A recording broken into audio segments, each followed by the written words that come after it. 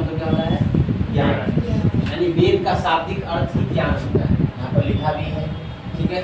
और ज्ञान को ही दूसरी भाषा में ज्ञान ही बोला जाता है। क्या बोलता है? ज्ञान। तो सबसे पहला बात, वेद को 4 भागों में बांटा गया है। कौन कौन सा भाग है? तो पहला है ऋग्वेद, दूसरा सामवेद, यजुर्वेद और अथर्ववेद। अथर्ववेद बोला जाता है। जो ऋग्वेद है उसका ज्ञानी कौन है? तो बोलेंगे मोटू। क्या बोलेंगे? मोटू। वही सामवेद का ज्ञानी कौन है? उद्गाता। यजुर्वेद का अरुण, अथर्ववेद का ब्रह्मा। उसके बाद यहाँ पर देखो, जैसे वेद है ना उसी प्रकार से उपवेद होता है। क्या होता है? जैसे ग्रह है ना, ग्रह, उसी प्रकार से उपग्रह होते हैं। किसी ग्रह का कोई छोटा ग्रह होता है तो उसको क्या होता है? उपग्रह। यानी कोई ग्रह जो पृथ्वी ग्रह है नहीं, उसका कोई चक्कर लगा रहा है तो मतलब उसको क्या बोलेंगे? उपग्रह। तो पृथ्वी का एकमात्र उपग्रह है जो प्राकृतिक रूप से है, कौन सा? चंद्रमा। नहीं, लेकिन उपग्रह तो पृथ्वी का ही बहुत है, क्योंकि मानव निर्मित उपग्रह है जो यहाँ से सैटेलाइट के द्वारा भेजा गया, सैटेलाइट है, तो वो भी उपग्रह है। तो जो पृथ्वी का चक्कर लगा रहा है क्या हो जाएगा? उपग्रह। उसी प्रकार से ये वेद है। ये क्या है? वेद है। और इसके अंदर संपूर्ण ज्ञान है, ठीक है ना। तो यहाँ पर उपवेद यानी इसी का संकलन है उपवेद, तो इसको हम बोलते हैं आयुर्वेद। यानी ऋग्वेद में क्या हो जाएगा? आयुर्वेद हो जाएगा। उसी प्रकार से सामवेद में क्या हो जाएगा? गंधर्ववेद हो जाएगा, जो उपवेद के रूप में काम कर रहा है, ठीक है ना। यजुर्वेद यानी धनुर्वेद के रूप में काम कर रहा है। अथर्ववेद उसको हम शिल्प वेद के बारे में बोलेंगे, ठीक है। तो जैसे यहाँ पर वेद का ज्ञानी हो गया, वेद और ज्ञानी, यानी ऋग्वेद का ज्ञानी कौन होगा? उसी प्रकार से आयुर्वेद का ज्ञानी कौन हो जाएगा? प्रजापति। आयुर्वेद एक्चुअली में दवा भी होता है जो चिकित्सा में काम आता है, चिकित्सक में काम आता है। वही बोलेंगे सामवेद का उद्गाता हो गया तो गंधर्ववेद का कौन होता है? नारद। ध्यान रखना, नारद होता है। नारद एक तरह से भगवान के रूप में पूजा जाता है। क्या? भगवान। जितना भी दिख रहा है ना वो भगवान की तरह या ऋषि के रूप में देखा जाता है, ठीक है ना। ऐसे वेद को आप गूगल पे सर्च करोगे तो देव व्यास इसका भी रचनाकार बोला जाता है। गूगल पे सर्च करोगे कि वेद का रचनाकार कौन है तो बोला जाएगा देव व्यास ऋषि। लेकिन देव व्यास ऋषि महाभारत की रचना की है, समझ में आ रहा है कि नहीं? तो यहाँ पर ये नहीं कह सकते कि वेद को भी रचना वही किया है, तो किसी को पता नहीं है वेद की रचना कौन किया है। इसलिए ये माना जाता है कि वेद की रचना ईश्वर ने की है। क्या माना जाता है? वेद की रचनाओं का ईश्वर ने किया है। ईश्वर कौन है? कुछ भी हो सकता है, ऋषि को भी बोल सकते हो, अलग अलग ऋषि है उसको भी हम बोल सकते हैं। समझ में आ रहा है कि नहीं आ रहा है? समझ में आया? तो यहाँ पर देखो, यहाँ पर अथर्ववेद हो जाएगा जिसको ब्रह्मा का ज्ञानी के रूप में बोला जाता है। शिल्पवेद विश्वकर्मा के रूप में बोला जाता है। अब देखो यहाँ पर क्या कहा जा रहा है कि वेदों की रचना कौन किया है? ईश्वर कहा गया है। जैसे कि हम बताएं कि गूगल या किसी भी चैट जीपीटी से आप सर्च करोगे तो आपको वेद की रचना किसको कहा जाता है? गूगल के अनुसार से देव व्यास बार आएगा, बार देव व्यास है। लेकिन देव व्यास किसका रचना किया है? महाभारत। ये ध्यान रखने वाली बात है, ठीक है। अतः वेद को अपरुष्य क्या बोला जाता है? देखो ध्यान से, वेद को अपरुष्य भी कहा जाता है। क्या बोला जाता है? वेद को, अतः वेद को अपरुष्य क्यों कहा जाता है? तो बोला कि वेदों की रचना ईश्वर ने की है। वेदों की रचना ईश्वर ने की है, इसलिए अतः वेद को अपरुष्य कहा जाता है। गुप्त काल में कृष्ण देवायान व्यास ने वेदों का संकलन किया, यानी मतलब कलेक्शन किया, एक जगह रखा, समता, एक तरह से बोल सकते हैं कि एक तरह से एक जगह उसको रखा, समेट के रखा। और कौन सा काल में रखा? गुप्त काल में। कौन रखा है? कृष्ण देवायान व्यास। ध्यान रखना, प्रणाम हुए यानी शुरुआती में जब वेद का संकलन किया जा रहा था तो 3 वेद को संकलन किया। वेद को 3 संकलन किया। कौन सा है? जैसे ऋग्वेद, सामवेद और यजुर्वेद को एक तरह से संकलन किया, कलेक्शन करके रखा। अर्थात इसलिए वेद को त्रय कहा जाता है। क्या होता है? त्रय मतलब 3 होता है। क्या होता है? 3 होता है। त्रय के रूप में संकलन किया, यानी त्रय का मतलब 3, यानी कौन सा?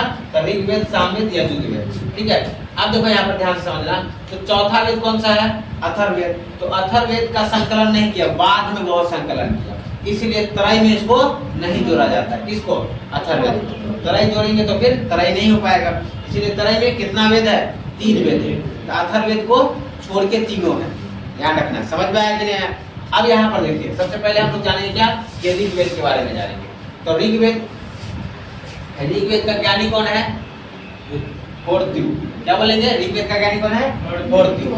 ठीक है ना? इसका उपवेद कौन है? आयुर्वेद। जिसका ज्ञानी कौन है? प्रजापति। समझ में आया ना? शाब्दिक अर्थ क्या होता है? तो मंत्रों का संग्रह, मंत्रों का कलेक्शन बोला जा रहा है। यानी ऋग्वेद का ही मतलब होता है कि मंत्र। ध्यान रखना, इसमें मंत्रों की संज्ञा है, या ऋचाओ बोलते हैं। क्या बोलते हैं इसको? मंत्रों बोलो यार, ऋचाओ भी बोल सकते हो, ऋचाओ। तो क्या बोल सकते हो? ऋचाओ भी बोल सकते हो, मंत्र जो होता है। समझ में आ रहा है ना? अब यहाँ क्या बोल रहा है कि इस ऋग्वेद में बहुत सारे मंडल है, सूक्त है, और एक तरह से बोल सकते हो कि मंत्र है। ये क्या है? मंत्र है। अब देखो यहाँ पर सबसे पहला सूक्त आता है। क्या समझना कि सूक्त एक तरह से क्या होता है? सूक्त क्या होता है? तो जो मंत्र दृष्टा ऋषि होता है, मंत्र जो पढ़ता है ऋषि, अगर वो एक वाक्य पढ़ा ना, एक वाक्य, तो उसको हम एक सूक्त बोलते हैं। क्या बोलते हैं? एक सूक्त नहीं, उसको हम सूक्त बोलते हैं। जब कोई मंत्र ऋषि, बोल सकते हो मंत्र दृष्टा ऋषि, यानी जो ऋषि मंत्र को दृष्टा दे रहा है, पढ़ रहा है, ठीक है ना, एक वाक्य दे रहा है, उसको क्या बोलते हैं? एक सूक्त। तो एक सूक्त का मतलब एक वाक्य जो बोला है ना, उसको कितना होता है? एक सूक्त। तो कितना सूक्त है यहाँ पर? 1028 सूक्त। उसी प्रकार से 10 मंडल है। तो बोला जा रहा है कि ऋग्वेद में कितना मंडल है? तो 10 मंडल है। ध्यान रखना, ऋग्वेद में कितना मंडल है? 10 मंडल है। वहीं सूक्त का बात करेंगे तो कितना है? 1028 सूक्त है। वहीं मंत्रों का बात करें या ऋचाओं का बात करें तो कितना मंत्र का साक्ष्य मिलता है इसमें? 10,580। ऐसे मंत्रों का एग्जैक्टली आंकड़ा नहीं पता चल रहा है। एग्जैक्टली आंकड़ा नहीं है, समझ लेना। तो हम बोल सकते हैं कि एग्जैक्टली आंकड़ा नहीं इसका मिल रहा है। किसी में इसका विवाद चल रहा है कि इससे कम भी हो सकता है, इससे भी ज्यादा हो सकता है। तो वर्तमान में ज्यादा, ठीक है ना? तो इसका एग्जैक्टली इसका आंकड़ा नहीं मिल रहा, डाटा नहीं मिल रहा है। अब यहाँ क्या कहा जा रहा है कि मंत्रों के अधिकता के कारण ऋग्वेद कहलाता है। यहाँ मंत्रों के अधिकता के कारण, मंत्र इसमें अधिक है, इसीलिए इसे क्या कहा जाता है? ऋग्वेद कहा जाता है। समझ में आ रहा है ना? अब यहाँ पर ध्यान से समझना क्या बोला जा रहा है कि ऋग्वेद जो है सबसे प्राचीन एवं सबसे बड़ा वेद। सबसे प्राचीन एवं सबसे बड़ा वेद कौन सा है? ऋग्वेद को माना जाता है। ठीक है ना? इसी ऋग्वेद में गायत्री मंत्र की भी चर्चा हुआ है। जो पंडित जी पढ़ता है, इसी ऋग्वेद में क्या इसका चर्चा है? तो गायत्री मंत्र का भी चर्चा मिलती है। वहीं अगर बात बोलेंगे कि सूर्य भगवान को समर्पित है, यानी गायत्री मंत्र किसको समर्पित है? सूर्य भगवान, यानी देवताओं को बोल सकते हो कि ये गायत्री मंत्र समर्पित किया गया है। जब कभी अगर देवता को जब पूजा जाता है तो गायत्री मंत्र पढ़ा जाता है। ठीक है ना? पंडित जी या कोई पूजा होता है तो उसमें भी गायत्री मंत्र पढ़ता है। बात समझ में आ रहा है कि नहीं? तो ये याद रहना चाहिए, किसी को भी याद रहेगा तो अच्छी बात है। अब यहाँ पर क्या बोला रहा है कि पहली बार शूद्र शब्द का प्रयोग कहाँ पर किया जाता है? तो छोटे जातियों के लिए नहीं, उस समय किया जाता था। ठीक है? तो शूद्र शब्द का प्रयोग किसके लिए किया जाता है? छोटी जातियों के लिए किया जाता है। और शूद्र शब्द का प्रयोग पहली बार कहाँ हुआ था? ऋग्वेद में ही हुआ था। ध्यान रखने वाली बात है, ऋग्वेद में ही शूद्र शब्द का पहला बार प्रयोग हुआ था। अब क्या कहा जा रहा है यहाँ पर? ऋग्वेद का दूसरा एवं सातवां मंडल बोल रहा है। ध्यान समझना, मंडल कितना मंडल है ऋग्वेद में? 10 मंडल है। उसमें से दूसरा और सातवां मंडल पुराना है। क्या है? दूसरा और सातवां पुराना है। इसका संकलन बाद में हुआ। जैसे यहाँ पर संकलन हुआ था ना, देखो यहाँ पर कौन संकलन किया था? संकलन क्यों नहीं? कृष्ण देवयान व्यास ने किया गुप्त काल में। ठीक है ना? जो 3 को किया था, उसमें से दूसरा और सातवां संकलन ये नहीं किया, यानी बाद में संकलन इकट्ठा बाद में हुआ। समझ में आ रहा है क्या? जिसका मंडल का, ठीक है ना? इसलिए इसे पुराना मंडल माना जाता है। ये बहुत पुराना मंडल माना जाता है बाकी के सापेक्ष में। समझ में आ रहा है? जो 8 बाकी बचा हुआ है उसके सापेक्ष में दूसरा और सातवां मंडल पुराना माना जाता है। समझ में आ रहा है? अब यहाँ क्या बोल रहा है? 9वें मंडल। क्या बोला यहाँ पर? 9वें मंडल में सोम देवता की चर्चा है। 9वें मंडल में किसका चर्चा है? सोम देवता की चर्चा। ये भी महत्वपूर्ण है, आपको डायरेक्ट एग्जाम में पूछेगा।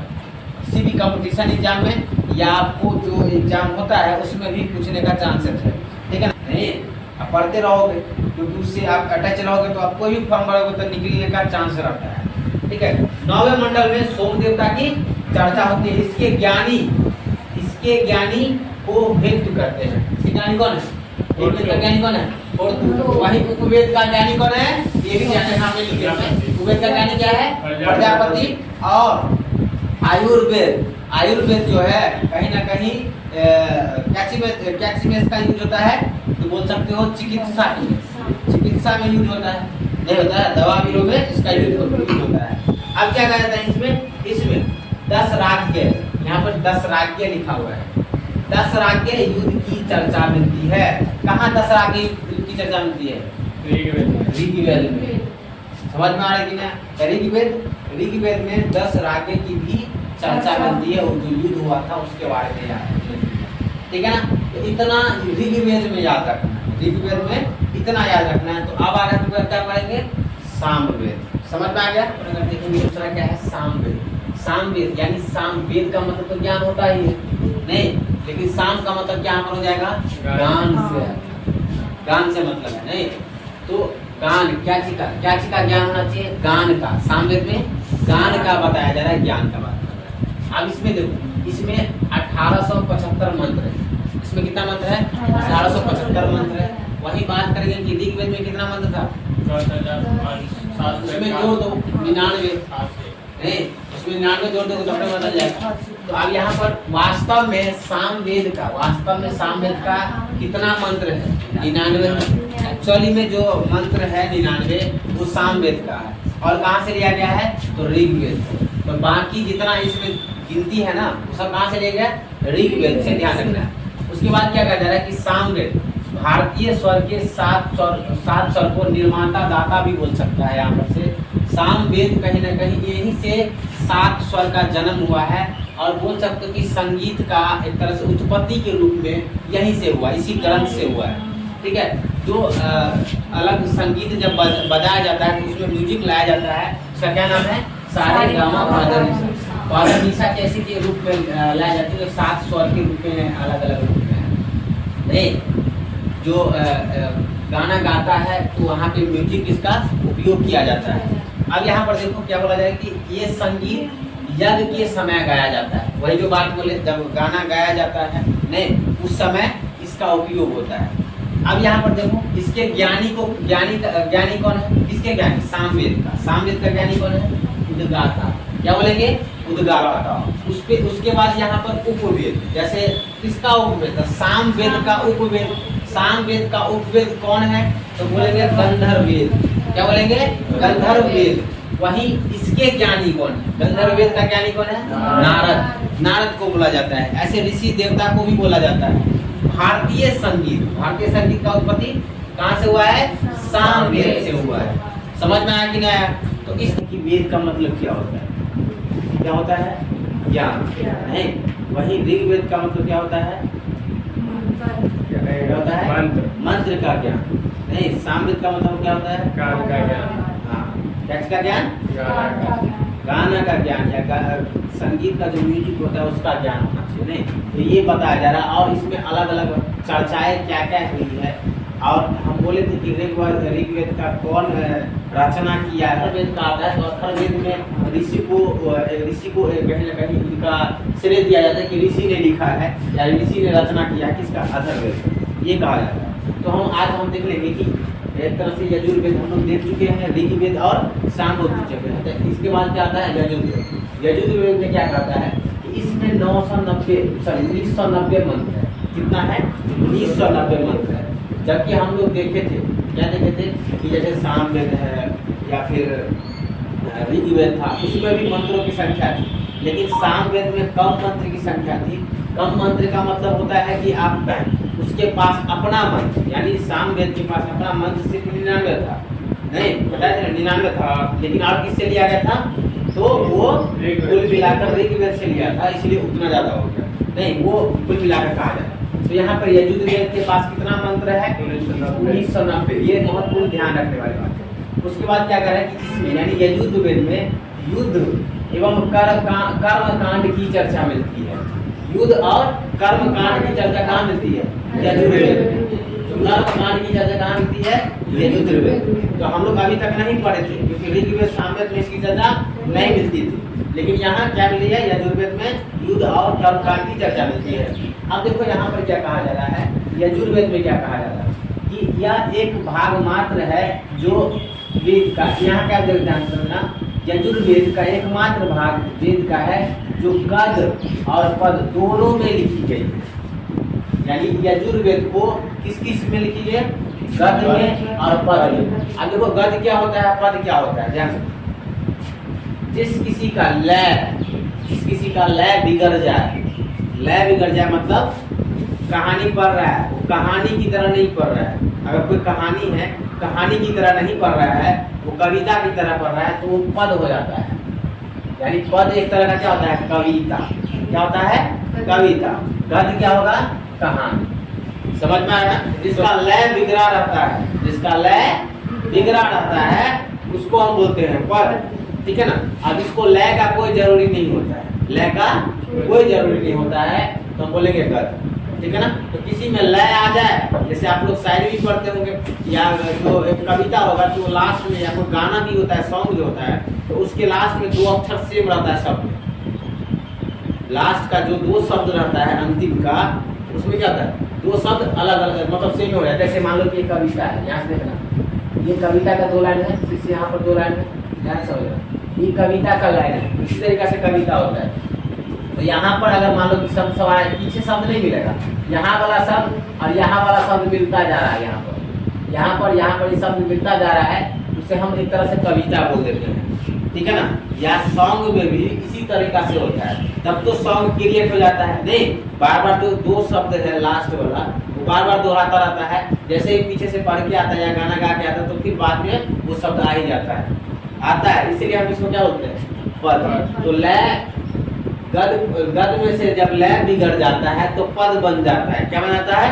पद। तो यहाँ पर यजुर्वेद को गद और पद दोनों में लिखा गया है। समझ में आ रहा है ना। तो पहला ये वेद का भाग है जो गद और पद दोनों में लिखा गया, जबकि और सभी को गद्य में ही लिखा गया, यानी कहानी के रूप में ही लिखा गया। समझ में आया कि ना। तो यजुर्वेद को किस में गद्य में लिखा गया? तो कृष्ण यजुर्वेद को गद्य में लिखा गया। कृष्ण को यजुर्वेद को गद्य में लिखा है। कृष्ण का जो भी भाग है या चरित्र है वो सभी गद्य में मिल जाता है, जो कहानी के तौर पर पढ़ते हैं। समझ में आ रहा है। वहीं अगर हम बोलेंगे शुक्ल यजुर्वेद वो क्या में लिखा गया? पद में लिखा गया। शुक्ल यजुर्वेद पद को लिखा गया है और कृष्ण यजुर्वेद गद्य में लिखा गया। ध्यान रखना इस बात, जो महत्वपूर्ण बात है। अब देखो इसका ज्ञानी कौन है? इसका ज्ञानी कौन है? अधूरे को बोला जाता है या अरुण को बोला जाता है? नहीं, दोनों में से किसी, दोनों का सेम ही नाम है, ठीक है। अब देखो इसका भी उपवेद होगा। इसका उपवेद का नाम क्या है? धनुर्वेद। समझ पा रहे कि नहीं? तो हम बोलेंगे कि यजुर्वेद का उपवेद का नाम क्या है? धनुर्वेद, ठीक है ना। और इसका यानी धनुर्वेद का यानी उपवेद जो धनुर्वेद है, इसकी ज्ञानी कौन है? विश्वामित्र। ध्यान रखना है, अगर विश्वामित्र है यानी धनुर्वेद जो उपवेद है, किसका उपवेद है? धनुर्वेद। अरे धनुर्वेद जो उपवेद है, किसका उपवेद है? यजुर्वेद का, ठीक है ना। और इसका ज्ञानी कौन है?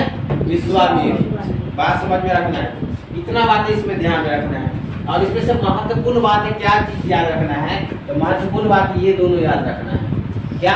कि पहला ऐसा वेद है जो इस वेद को कहाँ रचित किया गया है? तो गद्य में भी मिलता है और पद्य में भी मिलता है। तो गद्य और पद का मतलब समझिए। गद्य का मतलब क्या है? कहानी। पद का मतलब कविता। ऐसे ध्यान रखना है। और ये कर्म कांड को ध्यान रख सकते हो, बस इससे महत्वपूर्ण ये। अब यहाँ क्या है? अथर्ववेद। जो चौथा है वेद का क्या है? अथर्ववेद है। और इसकी रचना सबसे बाद में हुई है, मतलब इस तीनों के बाद हुई है इसकी रचना, ठीक है। तो सबसे बाद में हुई है। और ये कब हुई? तो उत्तरी वैदिक काल में। क्या है? उत्तरी वैदिक काल में इससे की रचना हुई है। पूर्व वैदिक काल में, पूर्व वैदिक काल में ही हो गया, लेकिन इसकी रचना क्या है? उत्तरी वैदिक काल में। हम बता चुके उत्तरी का मतलब क्या होता है। जब वैदिक काल चल रहा था, तो मान लो कि 1 से 99 तक पता है ना जी, और इस बीच में 50 तो आएगा ही, ठीक है। तो 50 से नीचे वाला इधर वाला को भाग को क्या बोलते हैं? पूर्व, और इधर वाला को उत्तरी बोलते हैं, समझ में। तो जब वैदिक काल चल रहा था, इस काल में तीनों का रचना हुआ है, और इस काल में किसकी रचना हुआ है? अथर्ववेद की रचना। बात समझ में आ रहा है? तो वैदिक काल जो है उसके पूर्व में इस सब का, और उत्तर में इसका हुआ है, यानी अथर्ववेद का। समझ में आ गया?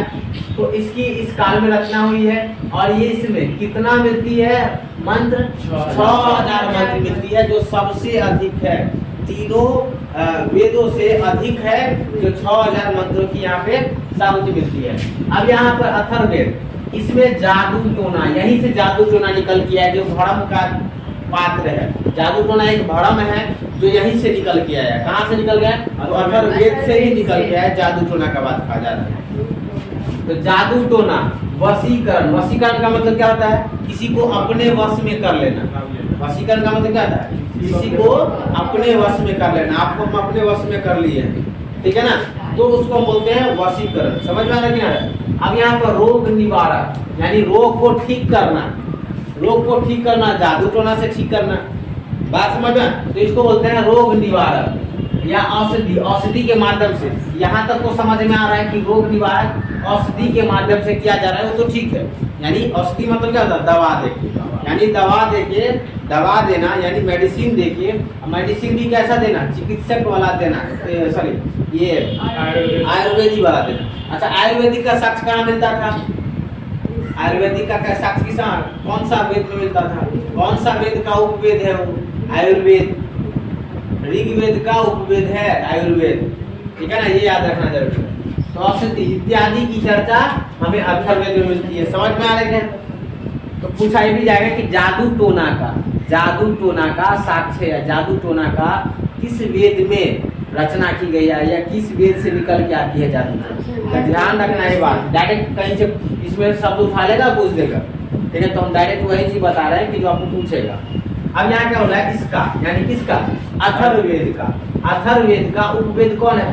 शिल्पवेद। उपवेद कौन है? शिल्पवेद। अथर्ववेद का उपवेद शिल्पवेद है, और इस शिल्पवेद यानी इसकी ज्ञानी कौन है? तो विश्वकर्मा। कौन है इसकी ज्ञानी? विश्वकर्मा का ध्यान रखना है। उपवेद यानी शिल्पवेद जो है उसकी ज्ञानी कौन है? विश्वकर्मा, ये ध्यान रखना है। अब देखो यहाँ पर क्या हो रहा है कि अथर्ववेद, अथर्ववेद के ज्ञानी, अथर्ववेद के ज्ञानी कौन है? ब्रह्मा। अथर्ववेद की ज्ञानी कौन है? यानी इसकी ज्ञानी ब्रह्मा है। अगर हम बोले कि अथर्ववेद का उपवेद कौन है? शिल्पवेद, और इसकी ज्ञानी कौन है? विश्वकर्मा। ये महत्वपूर्ण बातें है।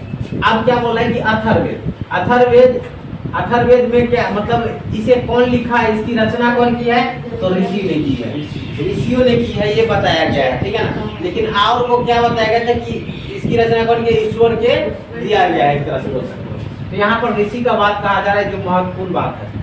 अब इसमें यानी अथर्ववेद में सर्वप्रथम, यहाँ पर ध्यान समझना, इसमें सर्वप्रथम मगध, मगध जो था उस समय का मगध, जो बिहार, उड़ीसा, बंगाल को ही बोलते थे मगध, ये सभी एक ही में आ जाता था।